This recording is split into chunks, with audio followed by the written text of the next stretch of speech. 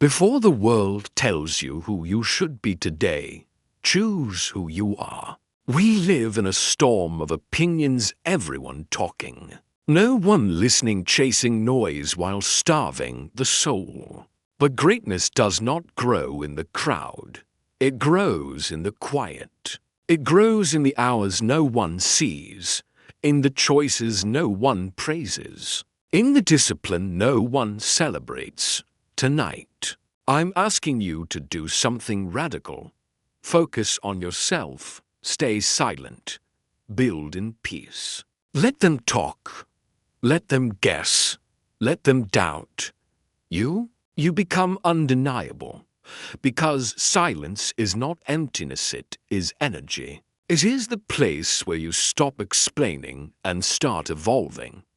This is not about being selfish. This is about being self-fulfilling your life so deeply with purpose that opinions can't penetrate if you're ready to turn the volume down on the world and turn the power up inside you. This hour is for you.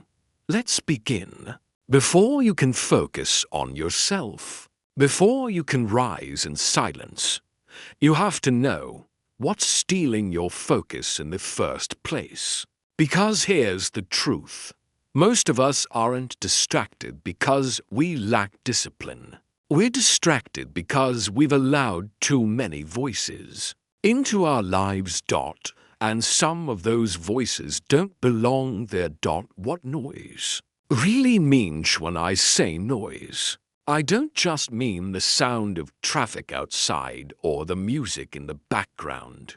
I'm talking about the constant chatter that follows you everywhere you go. The friend who always has an opinion about your decisions. The co-worker who questions your every move. The never-ending stream of posts telling you how much better, richer, or more successful someone else is. Noise is anything that pulls your attention away from your purpose and scatters it into 1,000 directions. It's the comments section you shouldn't have read. It's the comparison that sneaks in when you scroll through social media. It's the inner critic that whispers, "You're not enough. Why even try?" And here's the dangerous part. Noise doesn't always sound negative. Sometimes it's disguised as advice. Sometimes it comes from people you love. Sometimes it even comes from your own good intentions, saying yes to too many things because you don't want to let anyone down. The hidden cost of noise doesn't just annoy you, it fragments you. Imagine your mind as a spotlight. When it's focused on one thing, it's powerful enough to cut through darkness. But every time you get pulled into gossip, comparison, or someone else's drama, that light splinters into 1,000 little beams. None of them are strong enough to move you forward. And over time, you start to feel tired, not because you're doing too much, but because you're carrying too much mentally. You're thinking about what they said. You're wondering if they approved. You're replaying conversations that should have ended hours ago. Noise is heavy. It's exhausting. And, worst of all, it's invisible to everyone but you. Nobody else can see the energy you're losing. They just see you moving slower, doubting more, smiling less. The subtle trap. There's another reason noise is dangerous. It's addictive. Your phone lights up. Dopamine hit. Someone comments on your post. Dopamine hit. You overhear something that might be about you. Instant curiosity. And before you know it, you've trained your brain to constantly look for noise, to need it, just to feel alive. But that's not life. That's dependence. And the more you feed on noise, the less you hear yourself. Reframing silence. I want you to understand something. Silence isn't the absence of sound. Silence is the presence. A focused dot, it's the deliberate act of choosing what gets your attention, and just as importantly, what doesn't. When you remove noise, you don't just get quiet, you get clarity. Your mind stops running in circles. Your decisions stop feeling like battles. You start to recognize the difference between your own voice and the voices the world has planted in your head. A private exercise. I want you to try something right now. It'll only take 30 seconds, but it could change the way you see your life. Close your eyes. Take one deep breath in and let it out slowly. Now, ask yourself, what is the loudest voice in my head right now? Don't judge it. Don't push it away. Just name it. Maybe it's someone else's expectations. Maybe it's a memory that won't let go. Maybe it's your own fear telling you you're not ready. Whatever it is, you can't change it until you name it.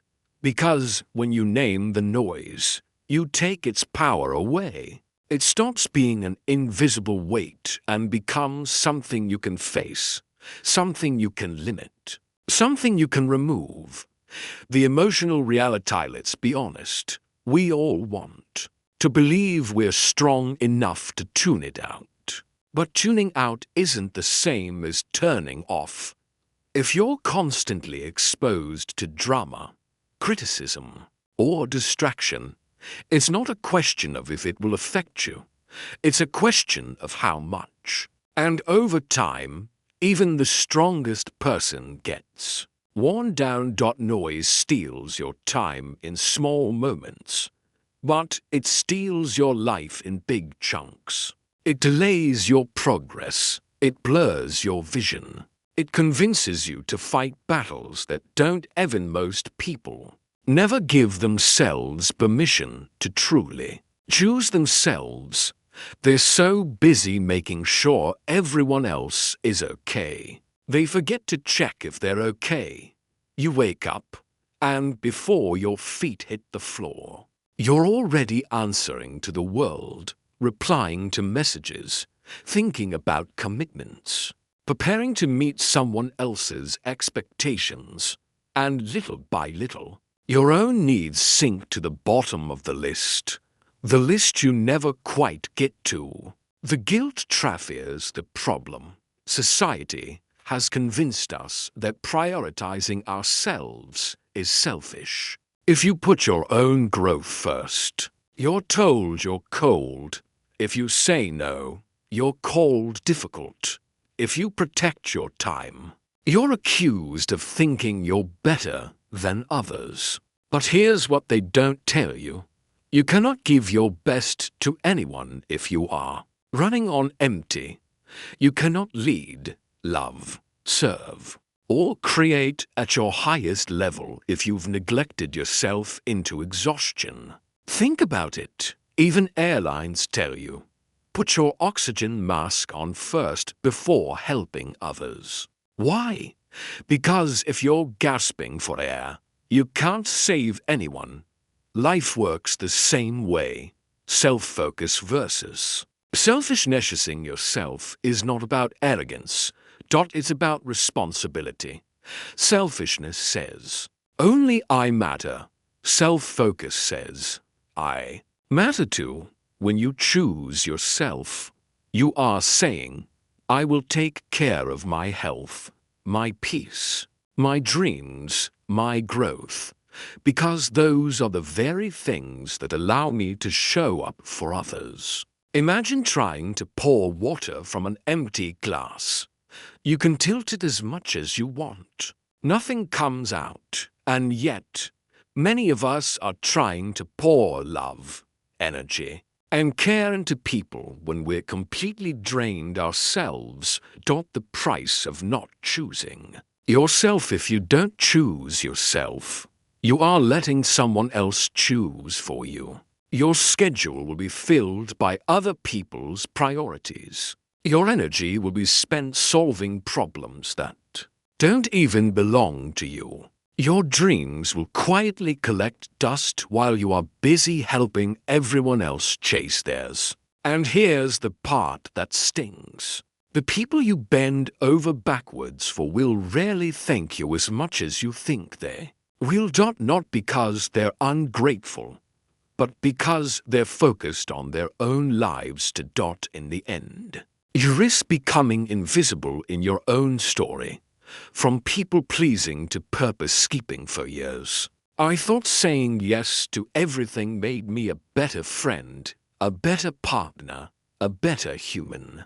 It didn't. It made me resentful. It made me tired. It made me lose sight of what I was really here to do. People-pleasing feels good in the moment, because you avoid conflict and make others happy. But over time, it's like living in a house with hundreds of open doors. Anyone can walk in at any time and take whatever they want. Your time, your peace, your energy.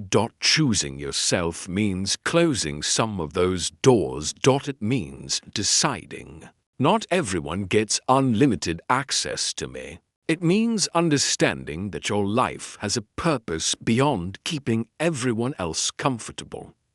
The fear of disappointing. A thirsty no.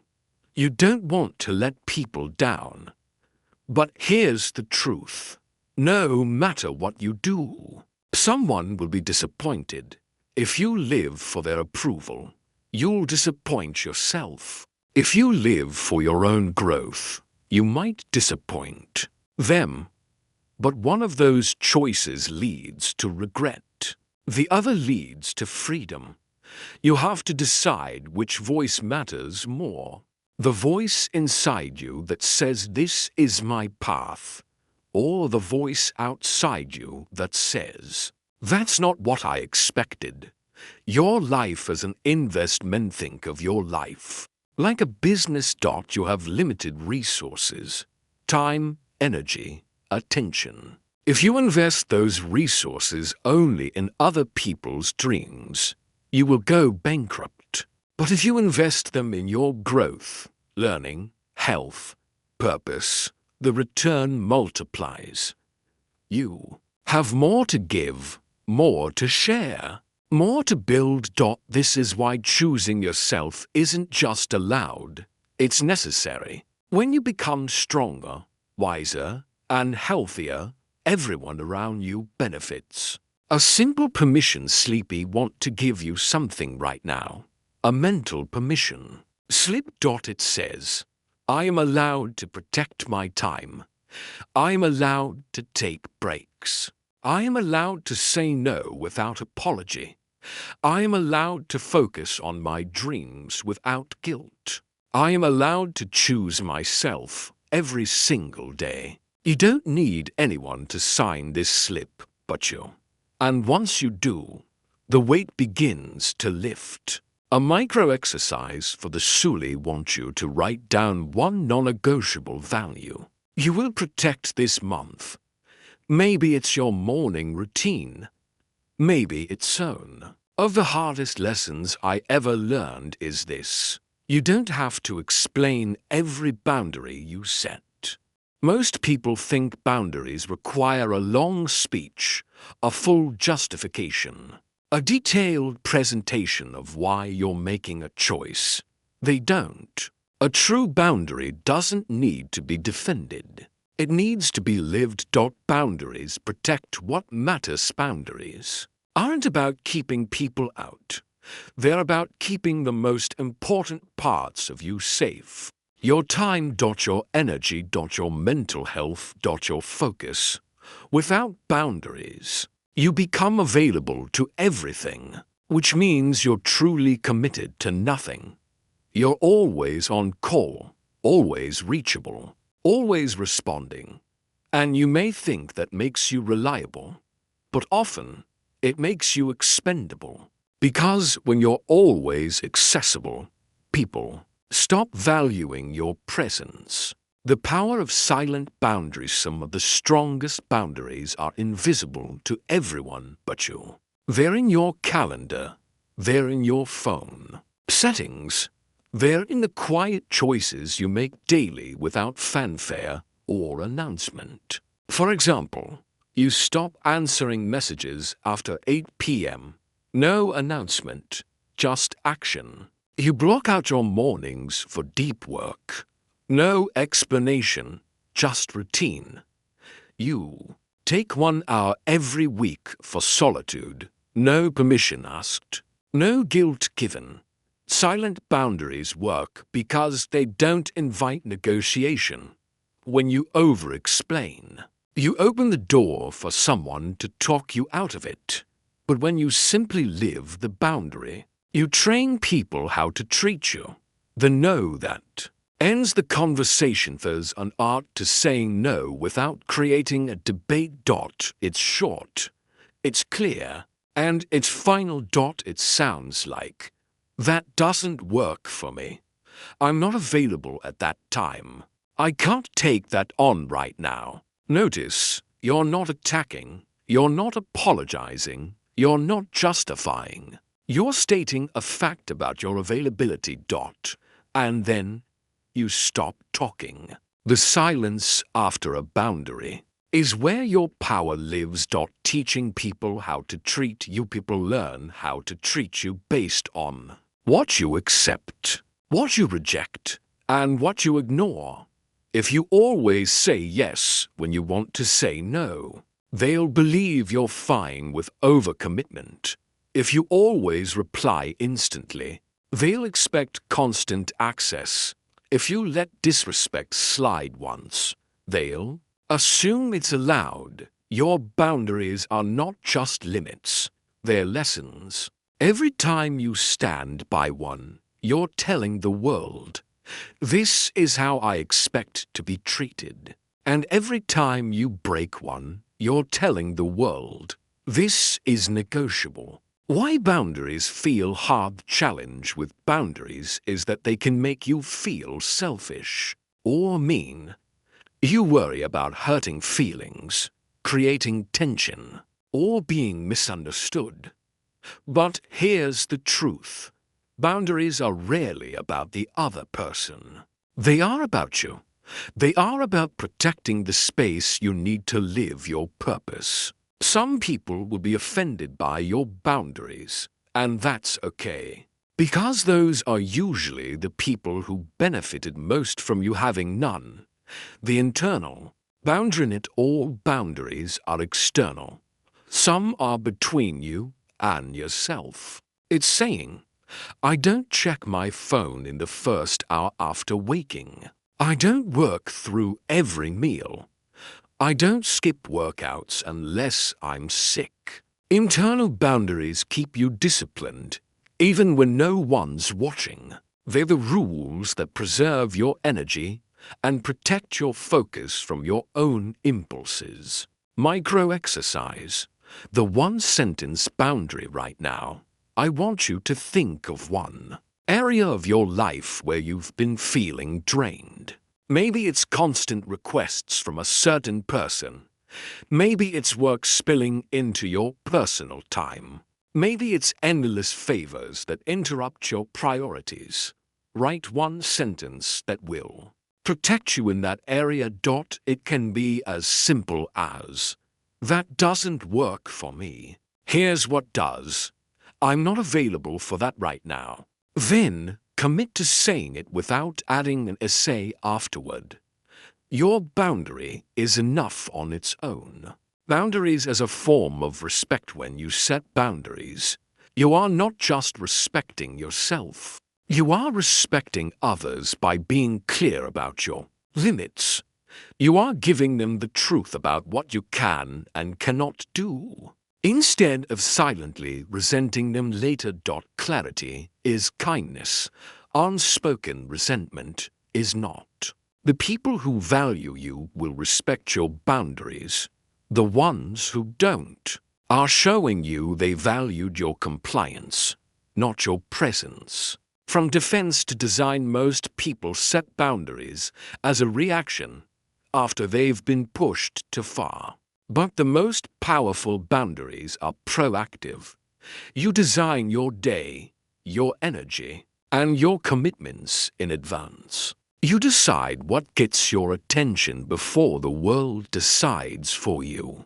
Boundaries stop being walls and start becoming blueprints. You're not just protecting yourself from the wrong things, you're making space for the right things. This naturally leads into the next point. Build your morning fortress, because once your boundaries are in place, the first part of the day is where they get tested the most. If you want, I can now expand point 4. Build your morning fortress in the same deep, 800-word, emotionally charged style.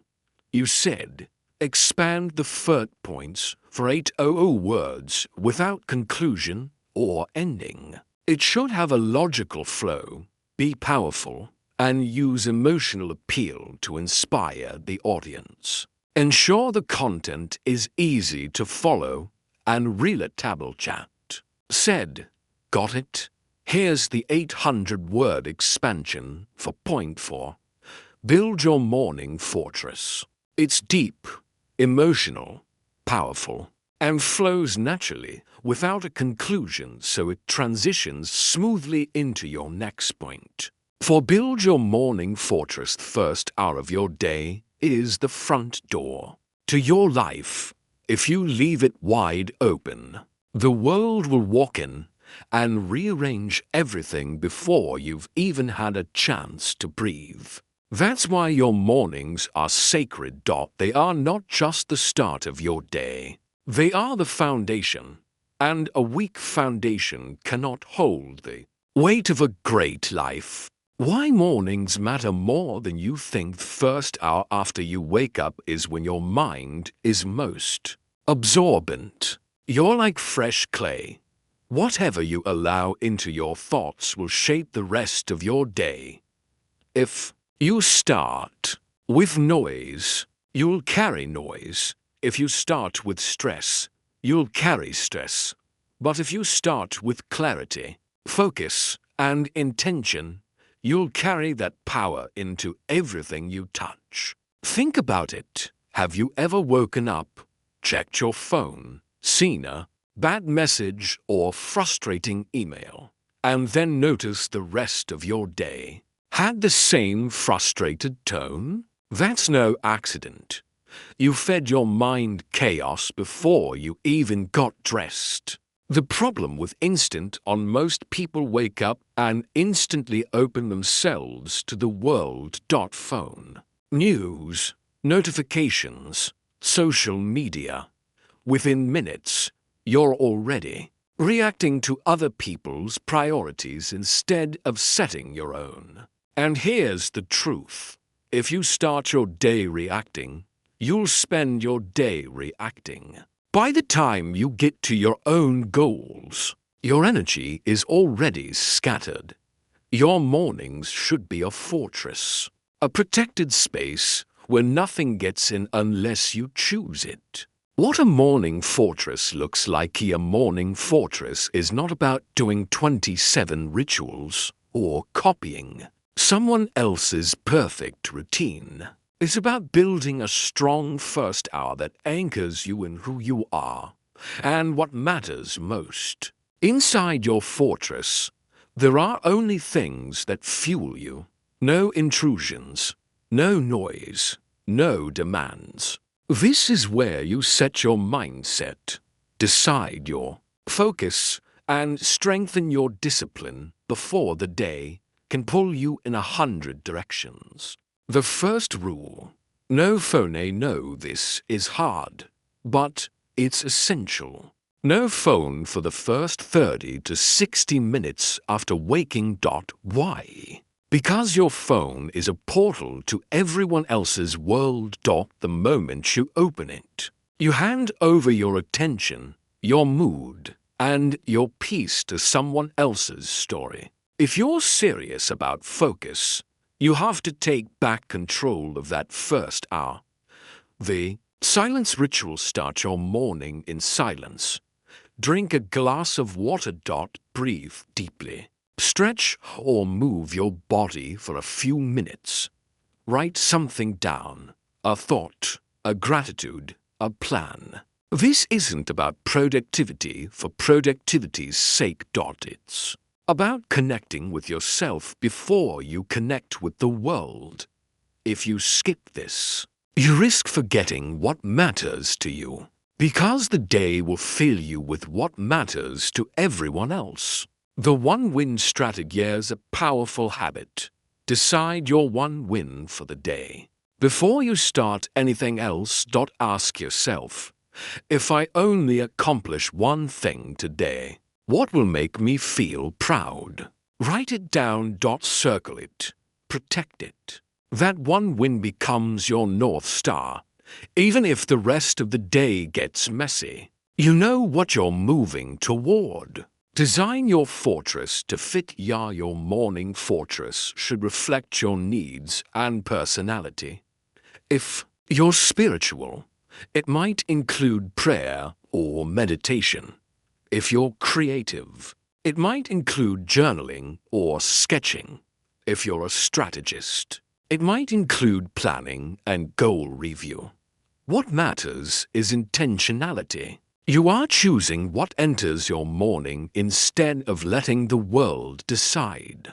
The mental effect: when you start your day with control, you feel capable. When you start your day with clarity, you feel confident. And when you start your day with focus, you feel unstoppable. That feeling carries into every decision you make. You respond instead of react. You move with purpose instead of drifting. You protect your priorities instead of surrendering them. Micro exercise. Your first hour formula. Right now, design your first hour formula. Write down 3 actions you will take every morning before you check your phone, read the news, or answer anyone's messages. It might look like this. Drink water and breathe for 1 minute. Write down your one win for the day. Move your body for 5 to 10 minutes. It doesn't have to be perfect. It has to be yours. The key is consistency. Do it every day until it becomes automatic. Why this matters for focus and silence. This talk is about focusing on yourself and staying silent. The morning is the most powerful time to practice both. When you protect your mornings, you're not just protecting your time, you're protecting your mind. You're telling the world, I decide what matters to me today before anyone else gets a vote. That's not selfish.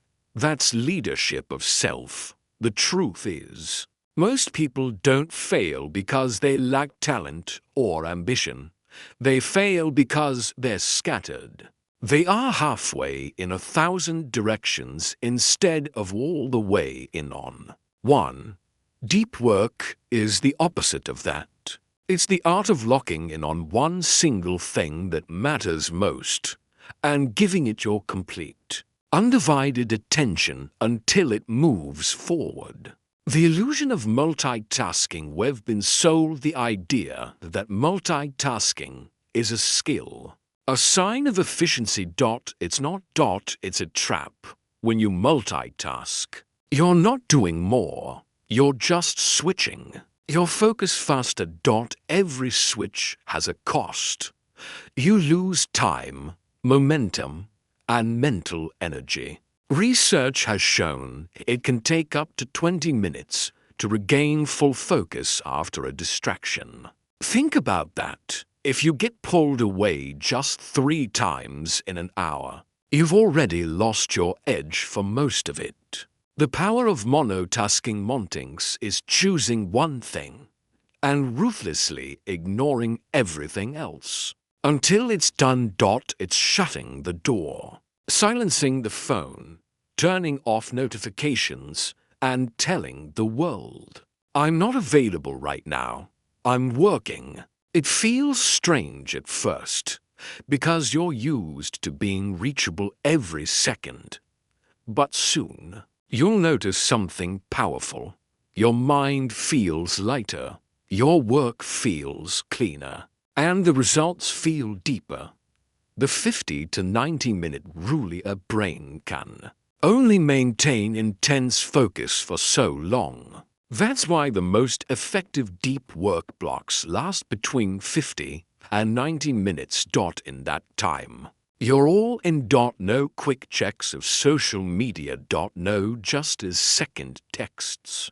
No hopping to another project. When that block is over, you take a short break, stretch, drink water, clear your head, then dive back in if needed, creating a focus. The only way to train yourself for deep work is to create a physical trigger, something that tells your brain, "We're entering the zone now." It could be putting on noise-canceling headphones. It could be closing your door and putting a "Do Not Disturb" sign up. It could be opening a specific notebook or lighting a candle at your desk. The key is consistency. The more your brain associates that trigger with focus, the faster you'll sink into the flow state. Defining your one thing before you begin deep work. You have to know what your one thing is. Ask yourself, if I could only complete one task today that would move me forward the most, what would it be? It's not about what's easiest or quickest. It's about what's most impactful. Sometimes that's a creative project. Sometimes it's a business strategy. Sometimes it's a difficult conversation you've been avoiding. Whatever it is, make it the first thing you tackle in your deep work block. That way, even if the rest of your day gets chaotic, you've already made meaningful progress. The emotional resistance here's the thing. Deep work is not always exciting in the moment. In fact, it can feel uncomfortable, even boring, because it forces you to push past distractions and sit with the discomfort of focus. Your brain will try to escape. Check your messages, look at the news, grab a snack. You'll feel the itch to stop. This is where discipline comes in. The longer you resist those impulses, the stronger your focus muscle becomes. And just like any muscle, the more you train it, the more powerful it gets. Making deep work sacred. Treat your deep work time like an unbreakable appointment. If someone tries to interrupt, you can honestly say, "I have a meeting." Because you do, with yourself and your goals. Too often, we treat our own priorities as optional, while treating everyone else's as urgent. That's why your dreams stay on hold, because you never make the time for them. Non-negotiable. Measuring your focus. One way to build confidence in your deep work habit is to track your wins. At the end of each session, write down exactly what you accomplished. You'll start to notice something incredible. Even a single deep work block can move you further in a day than an entire week of scattered effort. It's proof that quality of focus matters more than quantity of hours. Micro exercise. Tomorrow's deep work block before you sleep tonight. Choose your one thing for tomorrow's deep work block. Write it down. Decide what time you'll do it. Set your environment in advance. Clear your desk. Silence notifications. Get your tools ready. When the time comes, treat it like the most important appointment of your day, because it is. Why this matters for focus and silence. Deep Work is where silence becomes productive. It's not just about being quiet. It's about using that quiet to build something meaningful. It's about creating results that speak for themselves. So you don't have to. When you master deep work, you stop chasing validation and start producing undeniable proof of your ability. And that's the kind of focus that changes everything.